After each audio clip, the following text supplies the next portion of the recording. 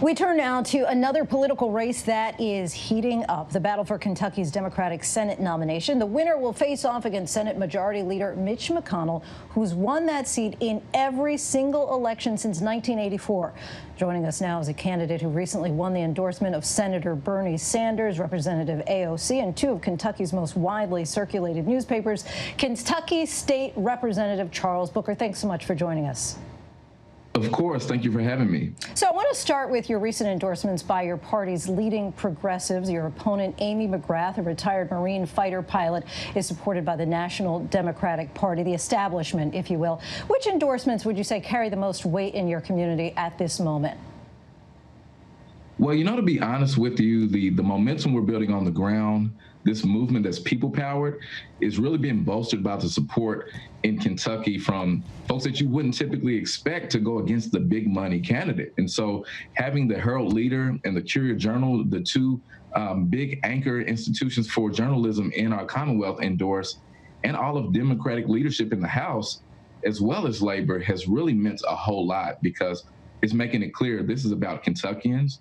And then the national support is just icing on the cake to see that people all over the country understand this fight that we're waging here for our future. And we talk about fight. I mean, you've been fighting poverty and racial injustice a long time. That's been your core mission. Are you finding that more people are receptive to this particular message in this moment of unrest? And is that helping your campaign? It is. We're dealing with a pandemic, and a lot of people are facing a lot of trauma, a lot of pain, and they are dealing with a lot of situations that are very similar to the struggle I've grown up in. Unemployment is hurting a lot of people right now. But in the neighborhood where I live, unemployment has been close to 30% for years. And that, in addition to all of the racial tension that we're seeing now, the injustice happening not only in Kentucky, but across the country, I think it's opening the eyes of more people to see how interconnected we are and that we need to stand together. And that's exactly what we're doing in this moment and in this campaign. And of course, your platform is a progressive one. You support Medicare for all, the Green New Deal, and a universal basic income. How do you convince your state, which Trump carried by 30 percentage points in 2016 and Mitch McConnell has won 6 times, that this is the right direction? Well, we don't have to convince anyone. This is really a matter of listening to Kentuckians. We have been ignored for a long time, and essentially my entire life. Mitch McConnell was elected 2 weeks after I was born. And no one cares about our concerns. No one asks what we want. They tell us what we want.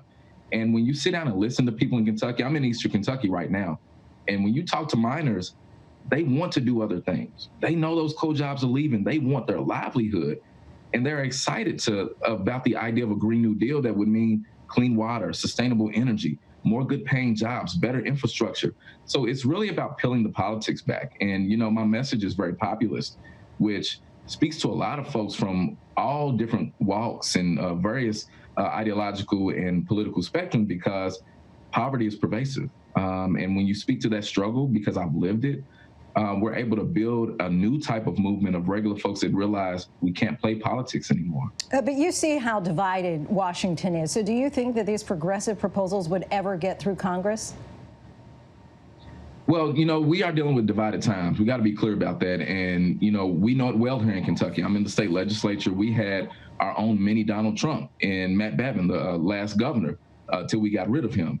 And I know that there's a lot of work ahead. But the truth is, especially in the Senate, Mitch McConnell blocks a whole lot of what happens and what doesn't happen. And removing him will allow a lot of progress immediately. But you got to note that the energy that we're seeing, it started with protests, like here in Kentucky and in Louisville with Breonna Taylor.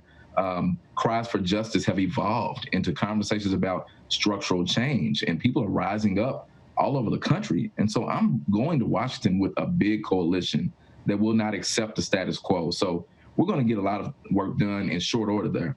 And speaking of Mitch McConnell, what do you think your chances are of unseating him realistically? And if you did, what would that mean for your movement? Oh, we're absolutely going to beat him. That's the small part. The big part is, once he's gone, how do we get about the work of ending generational poverty? And I can speak with such confidence because I know what Kentucky is made of. And we do not like Mitch McConnell. He has been screwing us for a long time. The issue is that he is... But let me just interrupt for a second, because if you don't like him and he's been, to use your words, screwing you for a long time, why has he won year after year after year? Part of it is understanding our history. Kentucky has been one of the most disenfranchised states in the country. Turnout is typically low. People are dealing with a lot of poverty, and so they're too busy trying to survive than worrying about corrupt politicians. And he's been in office for so long, and the Democratic Party has tried to challenge him only by playing this political game of running to the soft center and saying that you're going to be a pro-Trump Democrat, and people don't buy that BS, and they've given up. And so my campaign is speaking to Kentuckians and saying that we're going to do things differently. We're fighting for us for a change. And because of that, we're building the momentum to win, and we're listening and elevating the voices of regular people that never get heard. And so we will absolutely beat them. And then we're going to get on to the big work of transforming our future. Representative Booker, we so appreciate your time. Thanks for coming on the show tonight. Absolutely. Thank you. Hi, everyone. George Stephanopoulos here. Thanks for checking out the ABC News YouTube channel. If you'd like to get more videos, show highlights, and watch live event coverage, click on the right over here to subscribe to our channel. And don't forget to download the ABC News app for breaking news alerts. Thanks for watching.